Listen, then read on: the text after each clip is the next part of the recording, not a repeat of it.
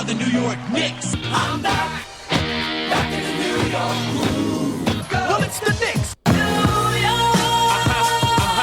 We are the New York Knicks. New York. For this new season we're about to enter, the Knicks taking no shorts just like winter. New York, New York. New York be about the Knicks, huh? But the best thing about New York City is K-N-I-C-K-S. Everybody say go New York, go New York, go! Go New York, go New York, go! Hey everybody, welcome to episode 683 of the New York Knicks podcast. I am Jay, with me is Marc, and special guest today, Dolan J. Trump. Thanks for joining us, man. Jay, Marc, it's a truly an honor to be on your show. I know we've been trying to do this for a long time. The stars finally aligned where I'm able to join the show.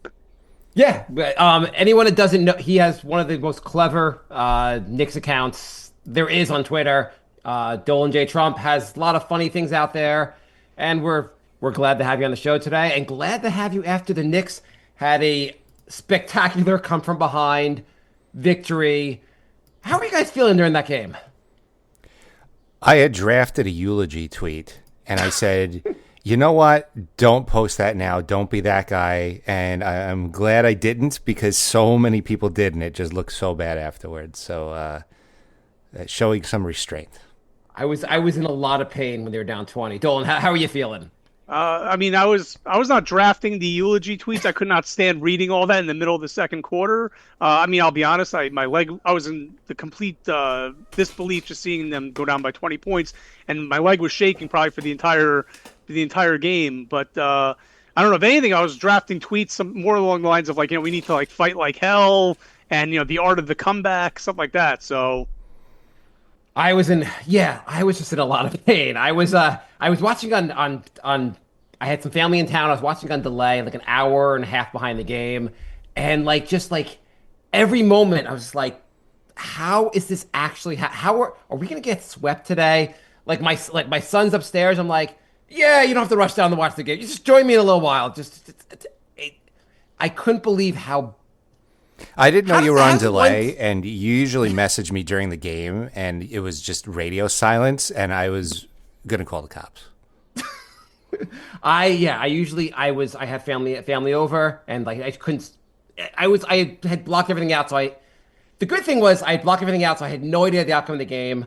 My son comes down, he usually is watching a lot of the game with me. He doesn't come down to somewhere the late third quarter, early fourth quarter, and he's just the whole time Dad, I'm sure they're gonna win. They come back. Don't worry about it. I'm like, I don't know if they're gonna come back. Oh my God, Towns hits these free throws. The whole time I'm just stressing out. Afterwards, he's like, yeah, I checked the score ahead of time. It's fine. I knew we were gonna win. And I was like, you. That's funny. But what a goddamn game. What a goddamn game. And it went from last game where I was questioning whether the Knicks should have been traded for Towns. I felt so bad. Last game was pretty brutal, and Towns didn't look very good. To the fourth quarter, when all I was shouting was, give the goddamn ball back to Towns. Give the ball back, every time. It was just the craziest fourth quarter. Yeah, Towns is injured. He's really the most flawed superstar talent I can ever think of in the NBA. What other player can you think of that can look so bad, but then he's unstoppable? Yeah. Do we think he's he's like Randall, right? I don't know. I don't think Julius Randle was going to score 20 points and lead us to 20 points in a quarter and lead us to a dramatic comeback. As much as I appreciate Julius Randle for all that he did for the Knicks, and I appreciate his talent. I can't ever see Julius Randle doing what Towns did last night. No. He's the heights. So the heights. You're right. So the heights of Towns are much higher than the highs of Towns are higher than Randle ever was. But he's just as a perplexing, a frustrating player. He does these crazy drives to the basket. Sometimes he has a lot of turnovers. His defense it's a lot of what we had with Randle in a guy with a higher ceiling version. Yeah, I think it's a higher ceiling, lower floor type of player. Sometimes he's taking shots from almost half court with 20 seconds left on the shot clock, and with nobody rebounding position. And could you just never do that again? And then other times he scores 15 straight points and he's unstoppable. And it's there's almost no in between. Right. He's the kind of player where also you're like, if I could harness this energy, we could be unstoppable. How do I harness this so it's like he's this good always?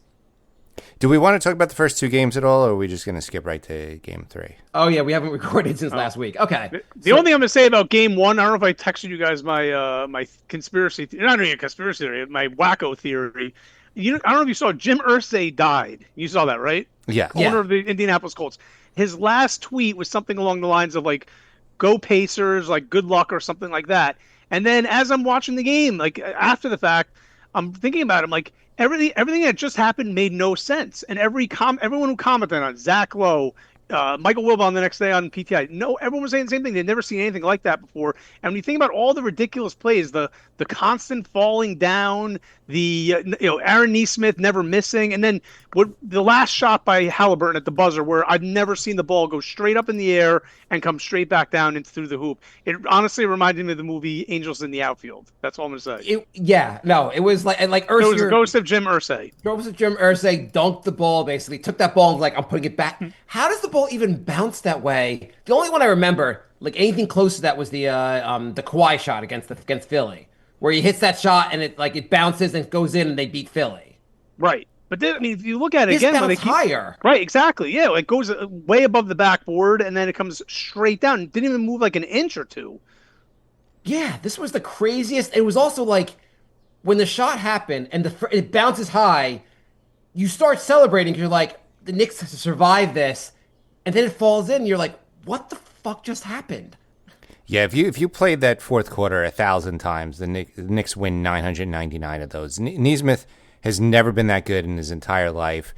As far as the Angels in the outfield thing, only Knicks seemed to be slipping. Like Hart was having these mysterious slips. OG, it was weird. It happened more than once or twice. Like Hart slipped at least 3 times. It was very weird. Right, that's what I'm saying. Nothing made sense. Yeah, this is the only logical explanation. You guys can call me crazy. I don't care. This is what I believe. Don't you think the players each have a backup sneaker for every game? How does someone see Hart slip and he does not change his sneaker? Well, I mean, like Brunson slipped and it was because like the floorboard was loose or something last series. So maybe you think that's what happened, but then it happened 2 more times. I don't know. It was Hart was on like ice skates. It was so ridiculous. I don't know how. Yeah, that was he slipped again on that inbounds play where he somehow got the ball anyway. Yeah, Naismith going crazy, just could not miss a 3. Like he was like this. It was like he was as good as Steph Curry's ever been. It was weird because I was so calm during that comeback because I was just like, there's no way they're going to keep hitting threes. And Marc's messaged me like, I'm nervous. And I just kept saying, they're up by so much. There's no way they're going to lose this game.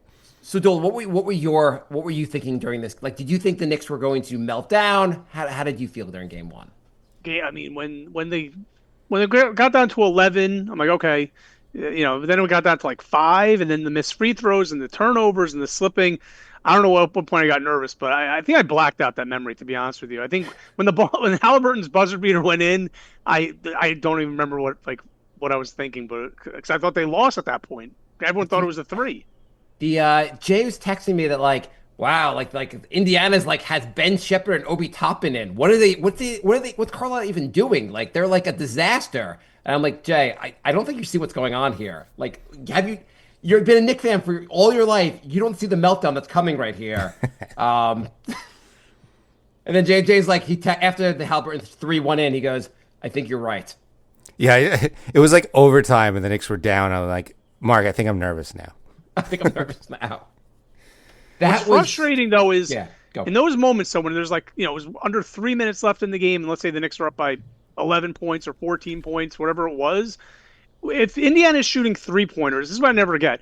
If Indiana is shooting 3-pointers and making them, okay, why don't the Knicks then at that point work the clock, take a higher percentage 2-pointer? I don't know how many times they got sucked into taking 3-pointers, like trying to go match for match with them with 3-pointers, because at the end of the day, they're not going to outpace you with, pardon the pun, with exchanging 2s for 3s at that juncture of the game, especially if you have a lead like that. Right, but you can ask the Celtics. The Celtics did the same thing and had the meltdown. Right. You should just match their threes with twos and you win the game. So much went wrong in that game. Like that bounce pass to OG under the basket. He doesn't fumble that pass. 99 out of 100 times he's not fumbled that pass. Right, because And Jim Irsay. it was yeah, like the haunted game theory is better than any other theory I've heard. Right, so they at the end of the day, they didn't collapse. It was a supernatural force within the garden. Yeah. So game 1 was haunted. I don't want to talk about it anymore. Game 2. Remind me, so last year the Knicks were up. Did they go up 2-0 or 2-1? Like with they 2-0. On Indiana, 2-0. 2-0, yeah. That was They the won- game when OG blew out his hamstring. Yeah, okay, that's what I thought they were. And, So and Brunson left the game at a certain point when he had the foot injury, and then came back. That was dramatic game 2 win. But it's crazy that like 2-0, they came back and won the next 4, and then the Knicks are going to win the next. The Knicks are going to do the exact same thing. They're going to win the series 4-2. Like this is happening, right? I really hope so. I don't know. I said before the season started, before the series started, I said Knicks in 7. So I knew this was going to be difficult. Yeah, that's what I said too. I thought they would split 1-1, lose game 3, come back, win game 4, something along those lines, and then, like that. I didn't think it was going to be fall behind 0-2 in the series. The Knicks, I'm feeling the Knicks are going to win the series. You don't have. I mean, no team has ever done come back from down 20 more than once in the playoffs. The Knicks have done it 3 times. They're going to the finals. They're going to win this series. I think so, because I think they finally unlocked something. I think he finally figured something out, and that was to play Landry Shamet, to play DeLon Wright. I've been clamoring for Shamet to get some playing time forever. I'm a huge fan of his. I know you guys are also. I think before the playoffs started, you guys were saying Shamet should get some minutes. But I don't understand. If you're going against a high-flying Indiana team, Ben Shepherd hits a three-pointer. The best way of combating that is you come down the court and then Shamet hits a 3 of his own. And, as opposed to just the no-shooting lineups is the killer. The campaign playing like I guess for game 2, they were tied to going into the fourth quarter. Campaign plays like 4 minutes, and the Knicks can't recover from those 4 minutes. Right. And also, and I think they did a better job of staggering Brunson and Towns, because I think that when the two of them are on the court at the same time, it's like they just pick them apart. Well, that's the key moment. The key moment from last night's game was Brunson getting his 5th foul, which I thought was kind of BS, but that 5th foul forced Thibs to put a more defensive lineup in, and that worked. That worked better than anything else he would have done. If Brunson doesn't get that 5th foul, he stays in the game. The offense runs through Brunson, not as much through Towns, and the defense is worse. They lose last night if Brunson doesn't get his 5th foul. Well, I Right, think. yeah. Go ahead. No, go ahead, Jay. Sorry. I think a big part of it also was just having a lot of fresh legs, because having a 9-man rotation against a really fast team like Indiana, now you got fresh bodies and you could play more intense D. I mean, they're also better defenders. Like DeLon Wright's a way better defender than Brunson, but I feel like just having constant fresh bodies out there was big, because the Knicks have had a habit of looking exhausted in the fourth quarter and kind of flaming out, like especially during the regular season. And I just think having all those bench player minutes in there helped a lot as well. Would you guys stick with the same starting lineup as game 3 for game 4? Yeah, that's a tough one. I would, because if you remember the beginning of the game, games 1 and 2, I feel like Indiana hit all their shots to start the game. We were just lucky not to be down by 10, 12 points, especially in game 1 when they started off 8 of 8. But if you notice yesterday, Indiana wasn't really making their shots at the beginning of the game. We just weren't making our shots also. That was preventing us from getting out to an early lead. I thought the Mitchell Robinson piece was huge. So I thought he's helpful on defense. Yeah, I guess I would. So he subbed Towns out like midway through the first quarter, and then left Mitchell Robinson in for the entire first quarter. I wondered if that got him tired. Can Mitchell Robinson really play a full quarter? I don't know. I feel like the stretch is that he leaves these guys in the game a little too long sometimes. That might have been a little too much, but I would keep the same starting lineup, and I would also keep the 9-man rotation. Yeah, we agree that Campaign should never play for the Knicks again. Yeah, Campaign could just be a hype guy off the bench who does gets Mikal Bridges all excited with right, does his bobbling TikTok head and stuff dances like that. and Right, yeah. exactly. He's Yeah, I mean, he did his job. I mean, in terms of he won us game one against the Pistons. You know, he was an Yeah. admirable backup throughout the entire season. But at this point in the season, like he's just not a good fit for this series. Who made the joke last night? The which of the commentators made the joke? Tibbs wouldn't play nine men in baseball. Kenny Smith, yeah, That was such a great line. yeah, was. But yeah, I would play the nine guy. I mean, like Delon Wright, I thought he looked really good in his minutes. Like you don't see it on the stat sheet, but he made a difference on defense. Yeah. I think Landry's defense is a lot better than Cam's defense, and he could hit a couple threes. Like you got to have guys, you got to have fresh legs. You got to have guys who are gonna play defense. I would want to also not limit, because obviously they have to play together. But I want a decent chunk of time when Towns on the floor and Brunson's not on the floor. Just give Towns more time to work. Well, also to not have two negative defenders on the floor at the same time. Yeah, that's really also it. The two of them together in the defense really hurt them. Carlisle even said after the game, they're like what did the Knicks do differently? What did they do differently tonight? They're like they played some of their better defenders. Shimmy said, "What do you make of Carlisle trying to get into Tibbs' head with his Achua and Payne references?" It's weird. Dolan, have you noticed that? Yeah, I did notice with the Precious comment before. I think before the series even started. I don't know. I think Precious could contribute if you're going to go with a double big lineup, and then let's say Towns got I don't know a couple of early fouls or Mitch is tired or whatever. I have no problem throwing Precious out there for 5 minutes. I think he could match up well with a guy like Obi or can defend Siakam or Miles Turner. I think he could do it just in small spurts. I'm not asking him to play 15 minutes, but if it's just a 5-minute little, to spell one of those guys, I have no problem with that. I mean, you could go he could be your small ball center on the floor and giving Towns and Robinson. Yeah, he did well. If you remember, he did well last year. It was a game 4 against the Sixers. Remember when they went super small with OG and Precious at the 4-5, and they won that game? Yeah. Right. In Philadelphia. As long as Indiana doesn't have two bigs out there, you could make that work. He did well when he was the only healthy Knicks player at the end of the Pacers series last year too. It's just tough to have too many guys on the floor who don't stretch the floor. You cannot have Precious out there with Mitchell Robinson out there. That combo doesn't work. Towns and Precious, you could make that work. It's also, if you have those two out there, you don't want to have Josh Hart out there. It's like the whole chicken and the fox getting across the river conundrum. Right. But I will say, we haven't mentioned him yet. Deuce has been incredible this series. Yes. Yep. Yeah. Yes. And everyone was writing him up. I remember back in the Detroit series, I remember putting out a tweet saying I have full confidence in him and I still believe in Deuce McBride. And people were saying telling me to shut up, saying he's not Deuce anymore. He's Miles McBride. Everyone was writing that guy off for a couple of bad games.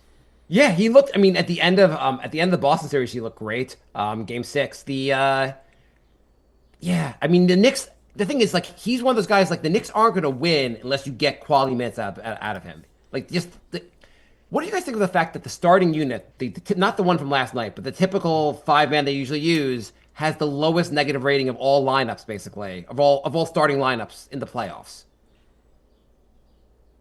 Jay, I'll let you take that one. They seem to get stomped a lot in the first quarter, and I do think that Tibbs didn't make adjustments based on matchups, and there was some matchups that were getting exploited, I think, pretty regularly, and I'm glad it seems like Tibbs has figured that out now, if Game 3 was any indication, but sticking with that lineup, I know it's tough with the locker room, you got egos, and Hart even said, I feel like I'm a starter in this league. On the other hand, he did play 34 minutes anyway, so it's not like his minutes went from 36 to 34, so it wasn't a very big difference. I just I think that change should have come probably last series, if we're being honest. Yeah, I mean, Hart. It also just makes the bench better, having Hart on the bench. I like the double big lineup a lot. It didn't seem to work amazingly. You're right; they missed a lot of shots in the first quarter. I think they were playing tight. That's what it was. Yeah. I think it was a disservice not using that double big lineup at all at the end of the year. They barely used it in the regular season. I know they didn't have a limited amount of time when Mitch was actually healthy, but they didn't. the lack of practice with that lineup together. I just think hurt them. I mean, whatever. They're here. They are where they are. So like they made it this far. But Well, if you remember at the end of the season, I said they were going to do the Game 3 starting lineup for the whole playoffs, and I was surprised they didn't do that. I said they were holding off on it to catch teams by surprise with the Mitch starting lineup, and then it just never happened. right, and he's like, I'm gonna wait for Game 3 of the conference finals. That's when you got to break out your surprise lineup. That's when you start tinkering with lineups. Right. Dolan, what were you gonna say? No, I was gonna say, look back at it now. Like, I mean, how desperate did it look in the moment when we're down by what, like 13 points, 15 points? You look up on the screen, and it's Shamit, DeLon Wright, who else? McBride, like Mitchell Robinson, and Hart. Like that was the unit that was out there at one point. You're probably looking at like this is the first, and they've been saying on the broadcast, this is the first time this unit has played together this year, and you're thinking like now he's experimenting at this juncture of the season. It's crazy. Towns had 20 points in the fourth quarter, but he like only had 4, and he had foul issues. So we can talk about the referees in a moment. I feel like one of the keys to winning the series is Towns going to work on them down low. Like he has to drive, you have to unleash Towns going forward. They don't seem to be able to stop him. Yeah, I agree with you. Yeah, like they should. I love his outside jump shot. I mean, I don't like him when he pulls up from like just after the half court line and launches something up. But yeah, he should be punishing them down low every time. Getting Siakam in trouble, getting Miles Turner in trouble. That's what he should be doing. He went 3 for 7 from 3, and he shot some threes where you're like, that's questionable. 3 for 7 isn't terrible. I mean, it's 40% from 3. It just some of them looked a little bit questionable that he shot. That's all. Right. I just can't stand when he's at the top of the key and he tries driving, and it's just the most like spastic movement ever. Never ends up being good. So, what have you guys thought about the refereeing in the series?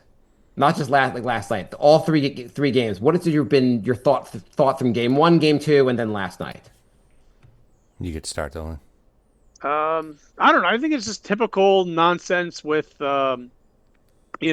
they're not. I feel like it's so inconsistent. Like that one foul, Mikal Bridges towards the end of the game, where it's like he barely was on Halliburton, I believe. He touches them and just like grazes him. I don't even think he touched them. And then they're calling a foul on that. But then there's other plays where you see Towns is driving. He's out of control. I mean, he's got the worst whistle out of I feel like any player in the NBA. Yeah. For his status. Halliburton guarding him, he's just pushing Towns' arm, like literally pushing him. He's all over him.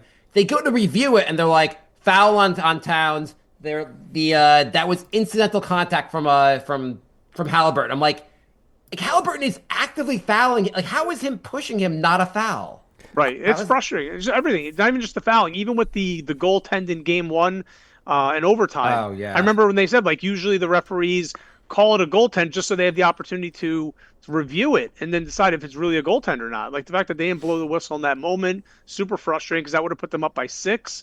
And then as a result, they're only up by 4. Nembhard hits a 3. And then that game's completely different if we go up by 6, in my opinion. Right. I mean, they call that goaltend that they can't hit the 3 on the other side. Like, that's the game's over. The Knicks win. And then the travel on Towns that they called yesterday, I don't think he traveled. He didn't. Yeah. That was 2 steps. With all the traveling that goes on in the NBA, that's the one they call. Right. And then they're not calling double. And then they're not calling double dribbles on Halliburton on one of those plays. And then I think was it Neesmith or Nembhard had a double dribble yesterday. Even Reggie Miller said that they got away with one. So, I mean, it's also kind of crazy. Like Brunson palms the ball. The Halliburton palms the ball.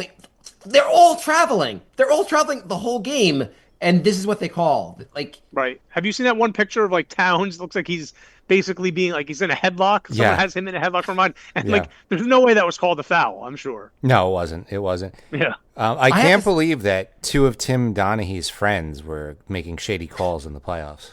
It's shocking. I didn't even hate the fact, like the refereeing, I was like, they missed the goaltend. They missed 2 goaltends in game 1. But I was like, the refereeing didn't seem so out of whack in game 1, didn't seem so out of whack in game 2. I thought in game 3 last night, I just thought it was ridiculous. I thought the refs were just when Knicks were down 20, I was like, the refs have been horrible, but I can't even complain about it because we were down 20.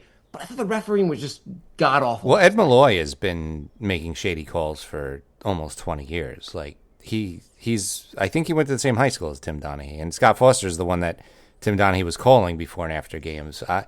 You Jay, can't Jay, convince me that they're honest refs.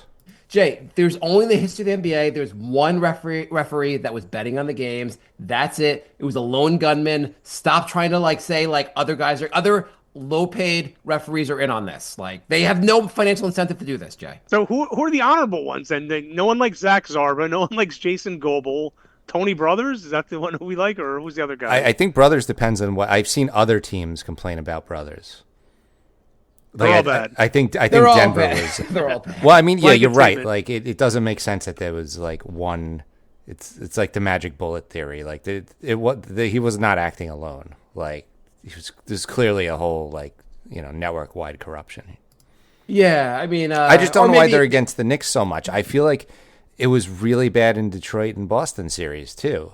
Like I haven't People are seen one making- game where the Knicks had the benefit of the calls. There's a call here and there, but not for like the majority of the game. Right, it's very inconsistent. The one now that I'm thinking about the one yesterday that he challenged the offensive foul on Brunson. No, the one that Nembhard put his shoulder down and barreled Brunson over. Right. Yeah, Like that was 100% an offensive foul, and then it doesn't get called. yeah. I was like, I get in the moment maybe you get that call wrong, but then they challenged it, went back and reviewed it, and they were like, no, we're going for the fix. Yeah. We're not even going to sugarcoat it at this point. But I agree. I think it was worse in the Detroit series. Detroit series was crazy because the Knicks were like, you're not allowed to just foul on every play, and the referee's like, yeah, we're just not going to call any of that anymore. Like, the Knicks weren't ready for how physical Detroit was, which kind of helped them in the Celtics series because then the Knicks were ready for it to be a physical series. I've just never seen the term incidental contact used in any other form other than to screw the Knicks. It's just like code word for you're allowed to foul the Knicks. Right. Yeah, I don't know. Yeah. I don't know. I've never seen. I mean, even with as I even said yesterday, one of my tweets. I mean, I've never seen a professional sports team where everyone is out to get them especially from the national media. Like it just doesn't make any sense. Everyone takes so much glory in just shitting on the Knicks. And think about it. I know that people don't like the Yankees, because of all the championships and they were the evil empire and all that other stuff. But but I think the Knicks as a whole has a level of hatred. Yeah, It's people weird. usually resent teams that won a lot, like the Patriots, or I don't know why. If you don't think the media hates the Knicks, look at any national news outlets' tweets when the Knicks were down 20 last night. They were gloating, just happiness, pure joy that the Knicks were about to go down 3-0. It's so weird because the NBA, the two biggest markets in the NBA are New York and LA. New York, NBA is glad to shit all over them. They don't care what happens in New York. They're happy seem to be happy when New York does poorly. LA, they're like, LeBron's retiring. We'll get you Luka. Right. It's so crazy. And obviously, it was. They also the whole Dallas. I was hanging out with a Dallas fan today. I was like, yeah. Do you believe the draft was not fixed? He's like, no, it was fixed. I'm happy the trade works better now that we got Cooper. Right. But you know what? This is why my parody works, only because the media is out to get the Knicks. Yeah. Right. That's the only reason why the parody works.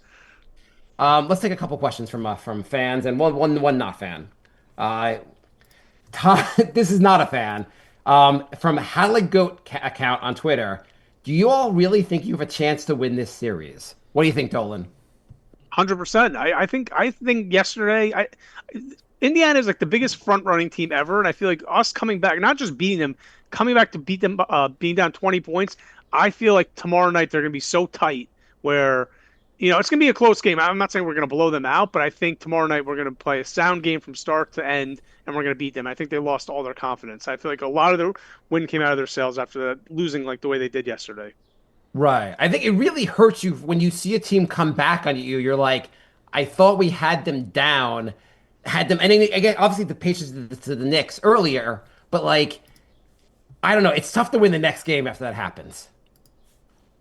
I think the Knicks. I also think what you said. So what are the keys? What do you think the keys are for the Knicks to win this series? You're asking me? I mean, yeah. Well, either one okay. jump in, but yeah, go, Dolan, go. The keys to winning the series. I mean, I think we need to get a good game out of McHale. I think he has to shoot the ball well. I think we just need to have a good shooting night. I think we just need to play good defense. Just do what we discovered yesterday. Play a deeper rotation, and just hope the refs don't screw us over.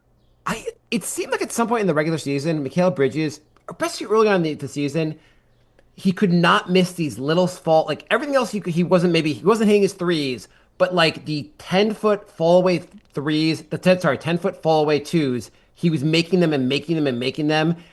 He could not hit one of these last night. It was so goddamn frustrating. And Yeah. he hasn't had that many good games in the playoffs so Yeah, far. I've accepted that he's streaky, but I feel like he's clutch when we need him. Like he'll have like those putbacks or whatever. He like some slithers his way and gets behind the defense and able to put something back. When someone has a miss or something like that. So I don't know. I've accepted him for who he is. He's not perfect, obviously, and he's not worth the 5 picks that we gave up to get him. But I don't know. He's still a good player. We don't beat Boston without him. He had Right, exactly. 2 amazing defensive plays. He was great in like the fourth quarter. I think was it game 1, game 2. Like he's done everything. I'm happy to trade the 5 picks just to beat Boston. I'm happy about that alone. And he's fine. But yeah, we need a better game out of him. What else? What else do we need? So we need Bridges to hit more of his shots. What else do we need? I just think the offense needs to be in sync from like start to finish. I feel like they're how disjointed they look in the first quarter yesterday with everything. So they just need to be on the same page. I don't know how that's done. It's frustrating because I feel like during the regular season, I remember like the game when they went on the West Coast earlier in the season, when they went to Phoenix, they went to Denver. The the ball was moving, like Brunson was getting everyone involved, and you saw like how lethal our offense can look.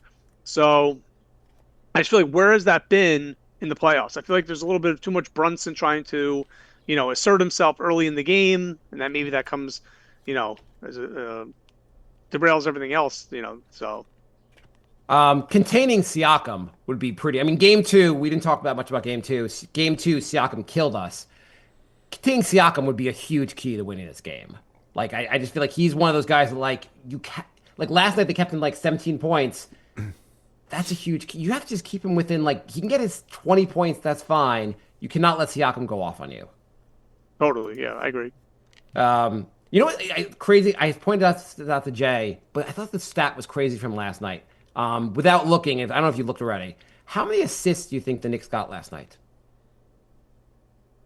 How many assists? Yeah, how many assists? Because this is like an important stat, right? Like the win, the Knicks need to pass the goddamn ball.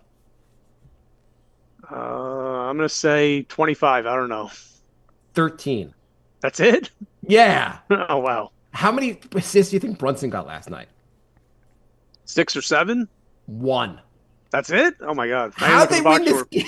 How'd they win that game? I don't know.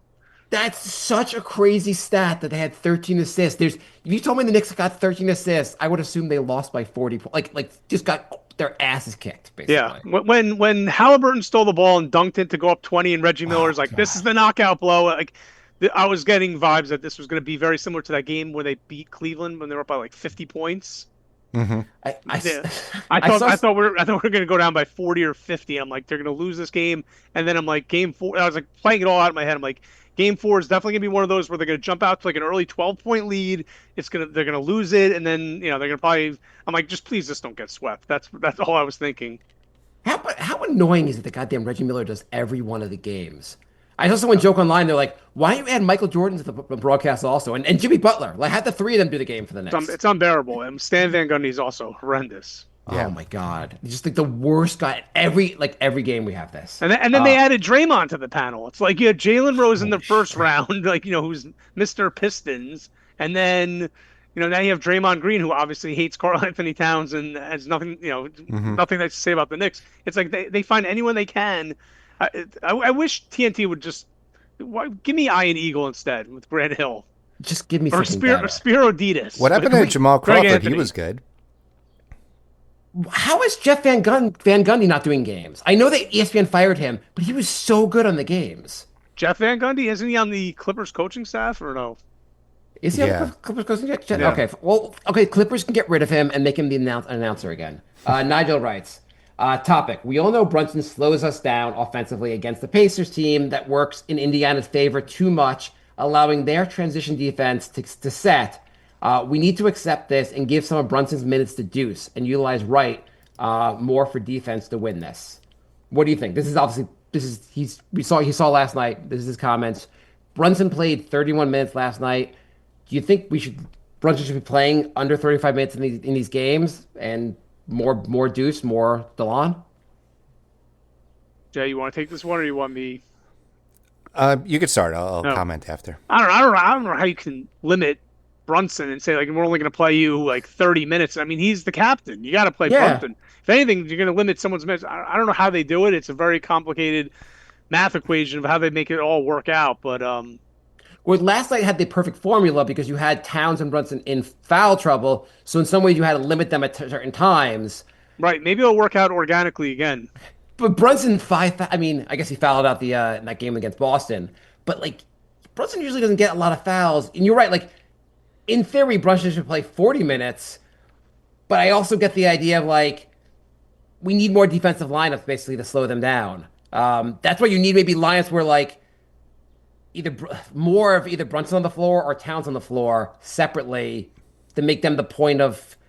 I mean, I guess you also shouldn't have an ISO offense. You should have more of a passing offense to begin with as Right. well. Yeah. I think a big it's not, and I love Jalen Brunson. I don't want this to sound like that I'm bad mouthing by any means, and you have some ungrateful fans out there who do, but I feel like sometimes it's all about his mentality. I feel like when he comes out and it's like he wants to like kill the opponent, and it's all and everyone else is standing around. I feel like that's where the Knicks suffer. Right? When the ball is moving, we have so many weapons.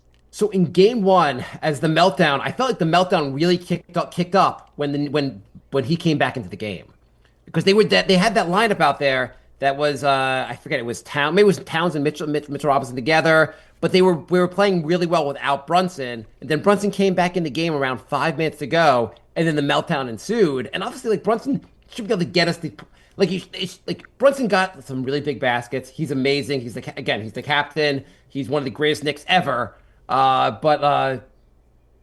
Yeah, I don't know. Like I heard it somewhere on whether it was someone's tweet or heard on a different podcast. It's like he takes it like personally, like where he wants to, like give it to his opponent, and I feel like we get sight of like the whole team ball, Right. He can play here. The thing is like, well, so the next question is about Melo and Brunson. I'll mention in a second, but like Melo played hero ball or Randall played hero ball. And it felt like they didn't hit the shot. Whereas Brunson, you're like, I don't like hero ball, but Brunson kind of delivers a lot on hero ball. So it's like you're comfortable with him doing it, but sometimes it just screws us, basically. Right. I mean, this was probably his worst playoff game of his career, so this is kind of an outlier. He was the only Knick with a negative. What was his final point total? 23 points. He was 10 for 10 from the free throw line, which saved him because he was 6 for 18 from the field. But he was really bad last year shooting in games 1 and 2 against the Sixers, if you remember. Mm-hmm. Oh, yeah. If you look it up, I think he was like 7 of 25 or something like that, and like in the first game, it was like something really bad. It was like 20, like low 30s or high 20%. I mean, generally in the NBA, you live and die with your star players, and so like I'm willing to like live and die with Jalen Brunson, but you also have to find a way to make this work. I don't think Brunson should play less, but I do think the Brunson Towns minutes should be staggered more. One, you always have an elite offensive threat out there, but two, you don't have two negative defenders at the same time. Right. I feel like they don't need to play 40 minutes. I think the point I think Dolan made earlier about like guys just get tired. Like you're probably better off. I mean, the game will dictate this, but you're probably better off having Brunson play 35 minutes because you'll have probably better 35 minutes than you'll have a 40 minutes where he's just tired legs to get in the game. I mean, there's a lot of good defenders on the bench, too. I mean, last night the bench was McBride, Hart, Wright, and Shamet. All those guys are good defenders. So that's also why I like the extended lineup, because you're always having good defenders coming into the game, which is kind of giving like the Pacers a taste of their own medicine, tiring them out. Because Wright was doing full court presses. Yeah, he played I mean, like, again, he didn't seem like he really wanted to shoot the ball. He had that one great pass from Towns under the basket, and he scored. But he didn't seem like him and Shamet seemed like kind of like they seemed like they felt a little bit uneased with shooting because they were worried about like screwing it. I mean, Shamet hit a 3, but I felt like they both were like, especially Dolan Wright, like it seemed like he was not going to shoot the ball unless it was like he was wide open, like under the basket. What's good about Dolan Wright also is that he's 6'5", so he's a big. Right. Guard. So, you can neutralize Halliburton's size advantage. Yeah, Halliburton seemed like he did not like getting full court pressed. TJ McConnell, by the way, like I remember how irritating he was last year, and I'm irritated again with him this year. I feel like how is this guy who's smaller than everyone else besides me, probably the same height as Brunson, but he kills us every game. He missed a key shot last night towards the end of the fourth quarter. When he missed that shot, I was like, we might do this. Like, is he good against any other team, or is he just only exist to screw the Knicks?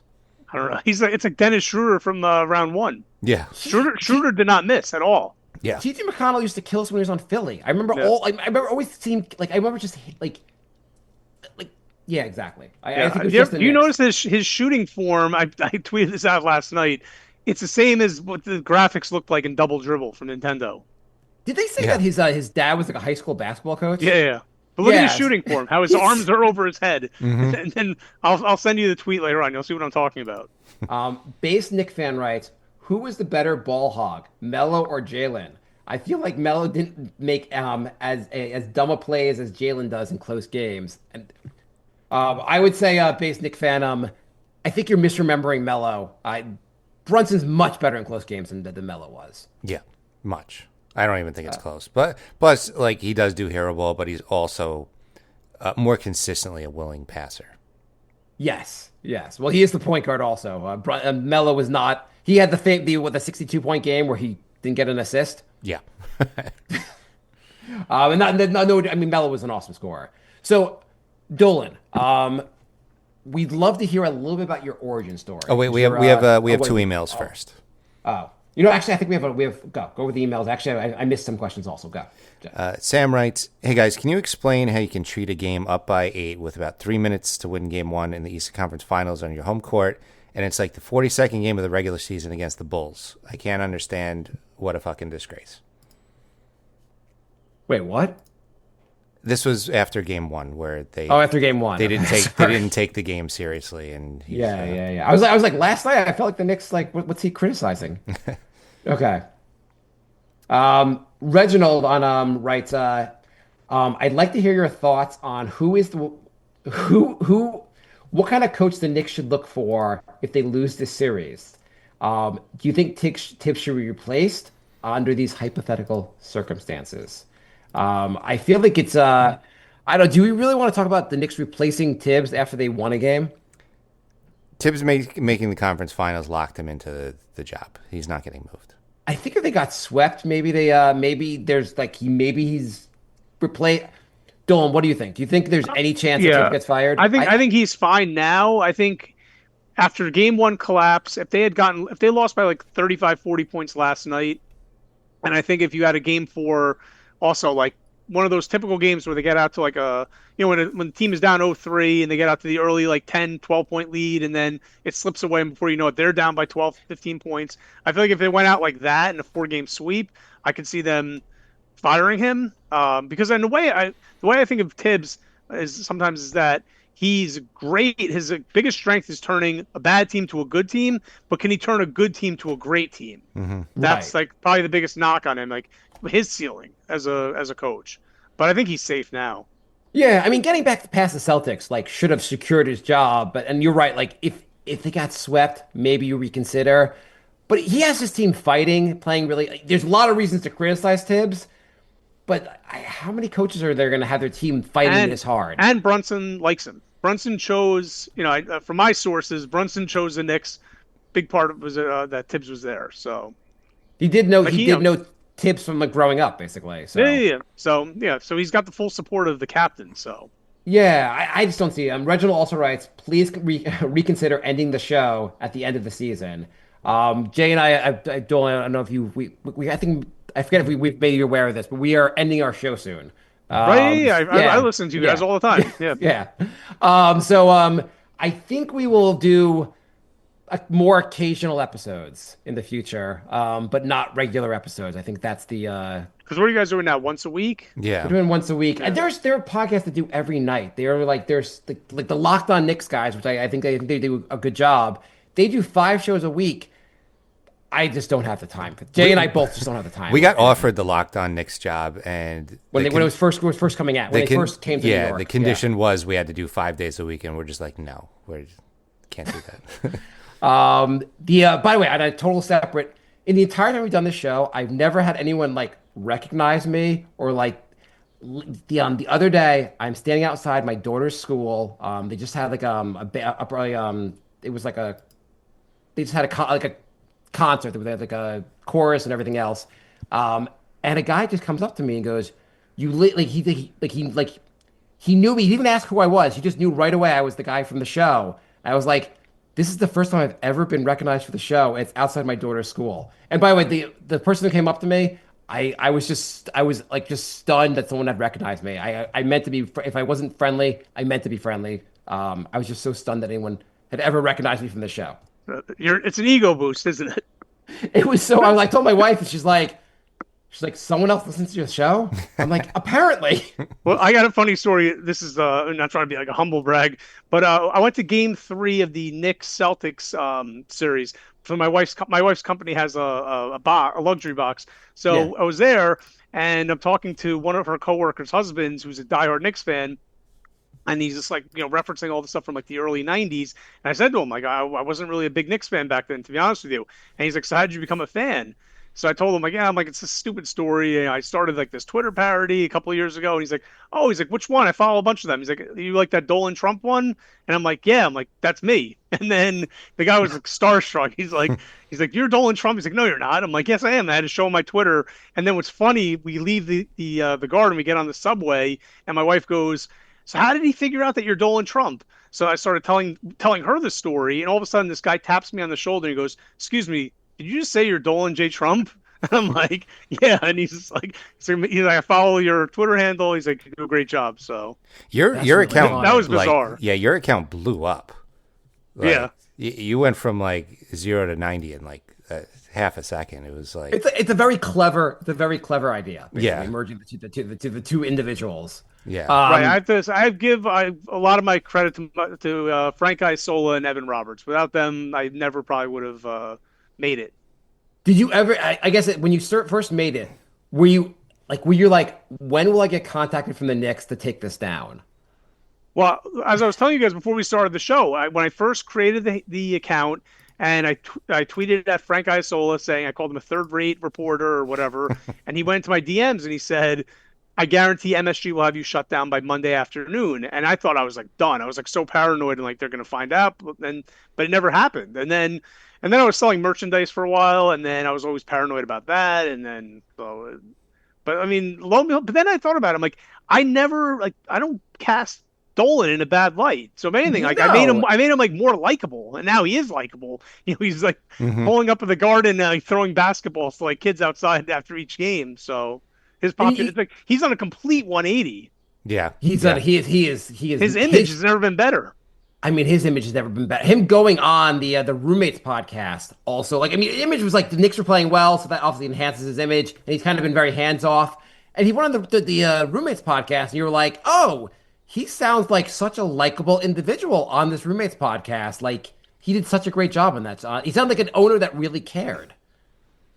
Right. Yeah. I mean, his biggest fault is always that he was loyal to the wrong people. Isaiah Right. Thomas, Steve Mills. I mean, he gave Phil Jackson pretty long leash, and he never got rid of these guys. I mean, he admitted the making more mistake, like just hiring like butting in a little bit too much early on. I think he admitted that on the Roommates podcast. Right. Well, a lot of them. I mean, how many owners are guilty of that? I mean, Ishbia looks like he's a total disaster in Phoenix. Oh my God. Yeah. How do you have Kevin Durant and Devin Booker? You can't even make the goddamn playoffs. Right. What was I going to ask you? The Origin story. Oh yeah, the origin story. Do you want to give a quick origin story? Yeah, sure. So, I mean, I don't know how many of your audience know this, but I'm not afraid to admit it. I grew up a New Jersey Nets fan. I had a Yinka Dare jersey. That's how much of a Nets fan I was. That's a big Net fan. That is a deep cut. Yeah. Yeah, I had the most ridiculous jersey collection. I had Derek Coleman, I had Kenny Anderson, and then I had Yinka, and I had Jason Williams. Okay. That's an I mean, obviously, Right. And then, of course, Jason Kidd. So I was a huge Nets fan growing up, and then I had a little falling out with the team. I would say pretty much around 2013, maybe 2014, where I told you guys a story earlier on.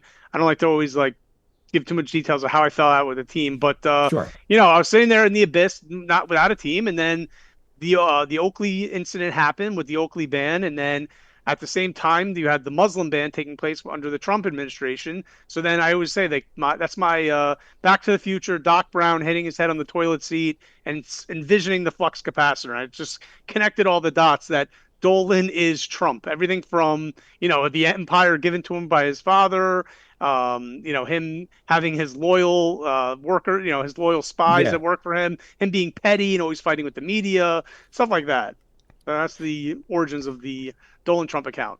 Oh, I was gonna say, and obviously you have no way of knowing this. I don't know how much we have no idea if Dolan spends any time on Nick's Twitter at all. But I imagine it's like he has people that work for him. Do you think Dolan knows about your account?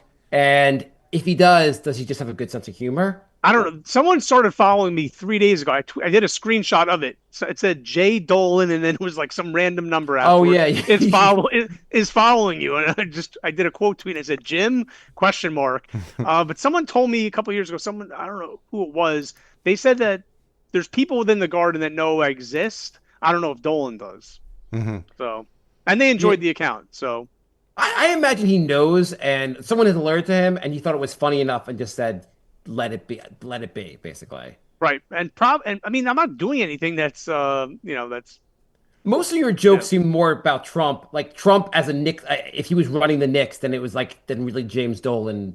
It's really more Trump as the Knicks owner. right. The only thing I can maybe see him like getting offended by is if I tweet out a picture of Dolan, like in his his JD in the straight shot, like pictures and stuff like that, or I don't know, but like I'm sticking up for the Knicks against the media, and I'm not doing anything that. It's humor, I'm not bad mouthing the team or the brand. So if anything, I'm a mouthpiece for them. So Like remember that incident with the fan who like told him to sell the team, and he had the fan like banned from the arena. Like, if he feels you were being mean, I feel like he would maybe have done something about it. But he probably just like, if he's aware of it, probably just thinks it's a funny idea and just like probably doesn't follow it, but probably is like, or maybe just started following you 3 days ago and you're like gonna get your letter tomorrow. But yeah, maybe I'm gonna say for Dolan, I bet he has a good sense of humor. maybe. Oh, I have no idea. Hope so. I would love to meet. I just want to meet him just so I can take a picture with him, and then we can Photoshop my face out and put the Dolan Trump face on on my body, and then it's like a real picture of me with James Dolan. That would be hilarious. That would be the kind best. of amazing. That would be kind of amazing. I mean, that Like, would. when I met Joe Tsai years ago, we did the exact same thing. I took a picture with Tsai, and then we replaced. Did you ever see that picture of me with Joe Tsai or no? I don't know. I don't think so. I don't think I'll so. share it No. with you guys. Yeah, it's ridiculous. That's pretty amazing that you had a big picture with him, though. Yeah. That was a fun. So, as a Nets fan, someone who grew up as a Nets fan, the Nets' biggest moment outside of like when they made the finals, like in the early 2000s, the biggest moment was when they got Durant and Kyrie. And at that point, you had switched sides. You were a Knicks fan. Did you at all think about switching back? No, not at all. As I say, this is like the Nets were like a former marriage. I got divorced, and it was the best decision I ever made in my life. And I say that joining the Knicks fan base was the best decision. I was making that comment. This is when we had Frank Ntilikina and Enes Kanter, and we were winning 22 games. And meanwhile, the Nets were actually starting to like become a respectable organization with D'Angelo Russell and Karis LeVert and Joe Harris. But I never wanted to go back to the Nets. Absolutely not. And yeah. What's your lowest and your best moment as a Knicks fan so far? Lowest moment might have been Game 1 against the Pacers. That was brutal.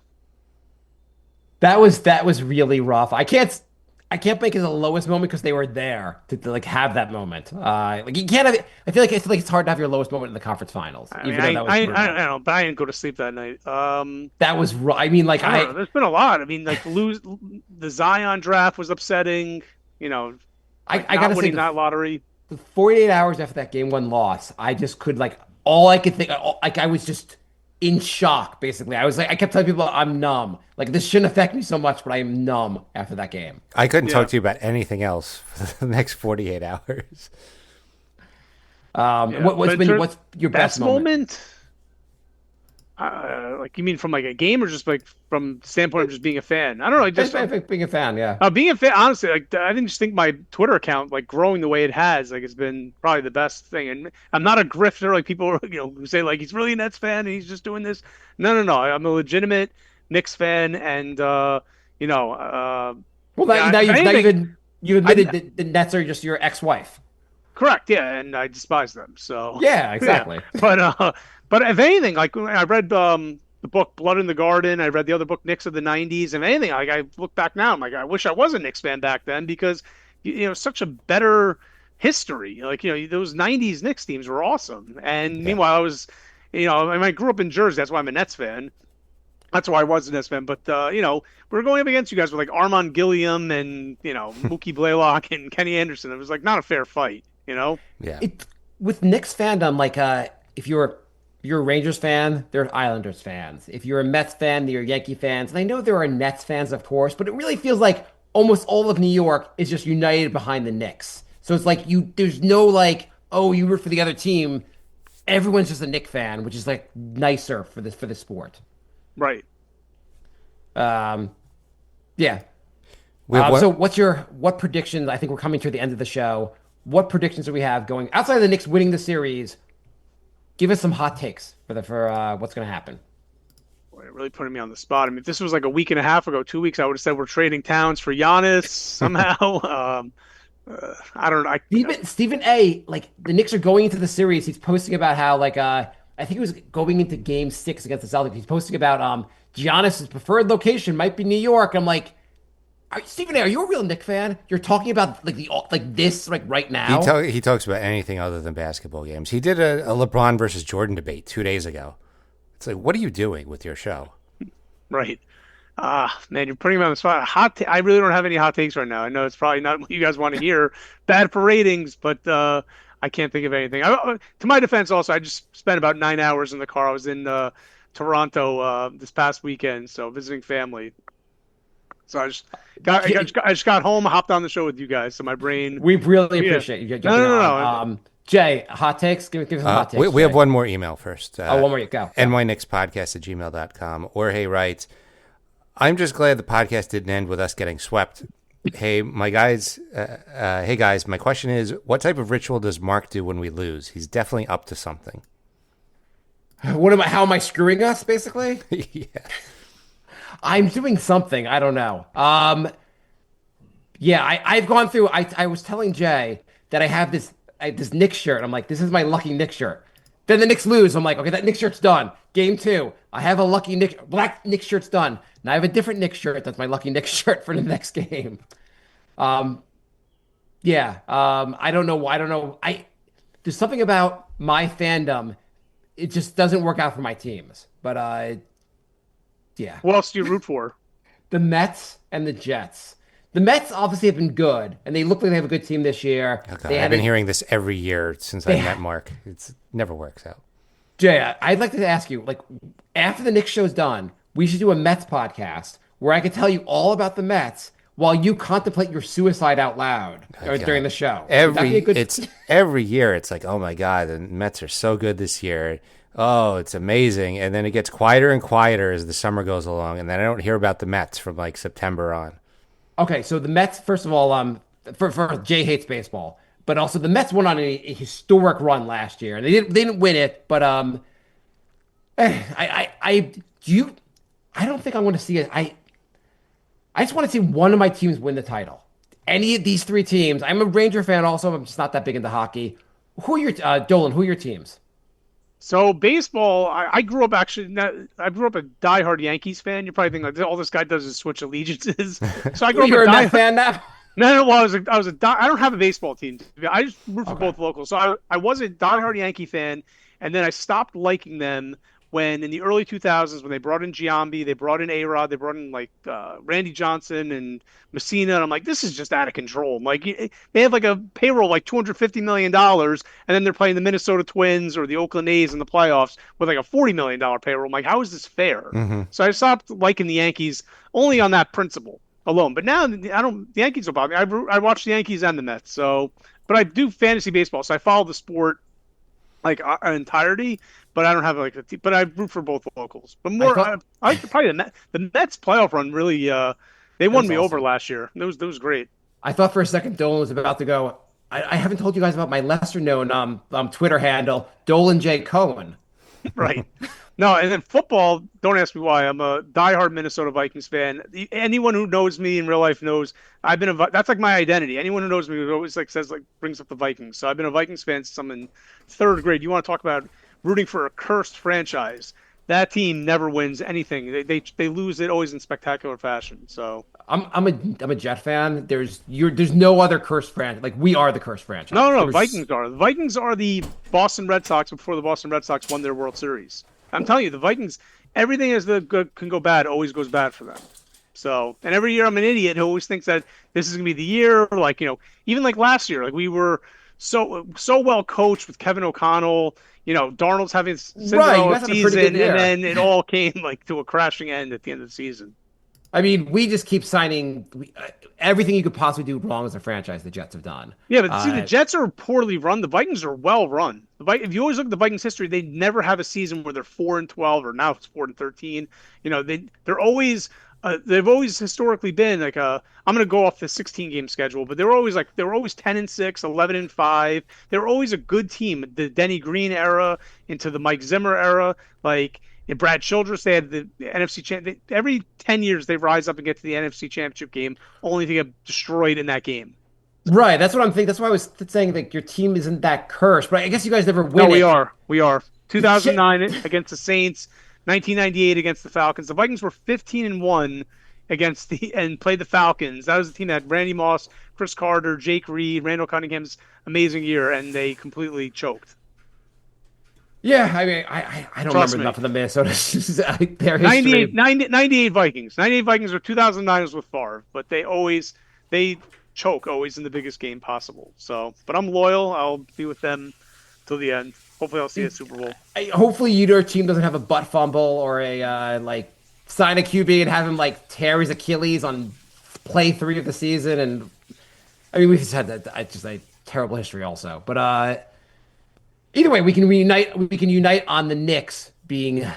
We're gonna have a championship soon, right? We're gonna win this year. I hope that's the hope, obviously. So. Okay, so hot take. I think Brunson is going to have a Brunson 40-point game next game. He's going to go nuclear, and that's going to be going to lead us to victory. Like, everyone's like, oh, Brunson needs to limit Brunson's minutes. He's going to go crazy next game. All right, you heard it here first. Is that your golden guarantee? My golden guarantee. My golden guarantee is the Knicks win this series. How do you think the rest of the games play out, though? You think they win Game 4? Yeah, I think you have to win Game 4. And then what? They win 5, lose 6, and then they win 7? Go 7, that sounds they about have right, revenge from last year if they win Game 7. I just worry, and I can see it happening, I still see them winning in 7. I can see them in Game 6 just getting absolutely blown out. Like, they'll win an inspired effort in Game 4. They'll win Game 5 pretty convincingly, maybe 10, 12 points. And then in Game 6 in Indianapolis, I can see them losing by 30. It'll be... That collapse like they did Game 5 against the Celtics, that kind of thing. Right, and then they'll rally back, and Game 7 will be a great, dramatic win. Oh, do we want to comment at all about the other series, OKC, Minnesota? OKC wins first 2 games, and then Minnesota crushes them for Game 3. Is that a blip, or is Minnesota going to make a real series out of that? I don't know. I hope Minnesota wins. Yeah, me too. Yeah. I mean, Randall and Dante facing New York in the finals would be just a perfect ending to the season. Well, I would love to see them win the series, but if the Knicks lose this series, then I don't want to see them win either. I would be having to see Randall and Dante in the finals, and the Knicks not in the finals. That would also crush me. Maybe I should be a bigger man and be very just happy for them, but I can only be happy for them if the Knicks also have success. Right. So what's your prediction for that series? My prediction? Yeah. They're probably playing right now, right? They're about to tip off. They're just about to start, yeah. I don't know. I don't know. I feel like Oklahoma City is going to probably win that series in 6. Yeah. I hope I'm wrong. I hope I'm wrong, though. I can't stand Shea Gilgeous-Alexander. His style of play I cannot stand. And I don't know. For some reason, I can't stand Hartenstein anymore. Really? I don't know. I know he left and he had to leave because he was getting way more money and it was a great opportunity. But I don't know. It's something. Maybe it's because how the media was just like constantly talking about it all throughout the season. I don't know. Like I don't know. I root for Dante and Randall more than I do Hartenstein. I agree with that. I definitely root for those guys more. Like I'm like Hartenstein. He got the money. He got the prize. I don't care if he loses. Yeah. Versus, I really wanted them to lose to Denver. Yeah, I wanted them to lose to Denver also. I would have loved to have seen Denver, Minnesota this round. Only if they had lost to Denver, I had the tweet all ready to go about how ironic it was that Hartenstein left the Knicks to go to a contender, and then the Knicks are going to be advancing further in the playoffs. That will hopefully you still get to send that tweet. There you go. Yeah, that's true. That could still happen. That could still very well happen. That would be awesome. Seeing the Knicks versus Minnesota would be just an unbelievable story for the finals. Yeah. Okay, I think that's Jay. Anything else? No, Dolan, thanks for joining us. It was great having you on. No, thanks for having me on. I'm glad, like I said, we were finally able to find a time. Yes. Yeah, absolutely. yeah. Thanks for being able to jump on right after like an 8-hour car ride. No, it was good. All right. We will be back next week, hopefully talking about a trip to the finals. Yes. Thanks for listening, everybody. We'll be back soon. Bye, love. Goodbye, everybody. It's all over. Goodbye. It's time to go. This is the end. Say goodbye. You better go away. I'm gonna leave you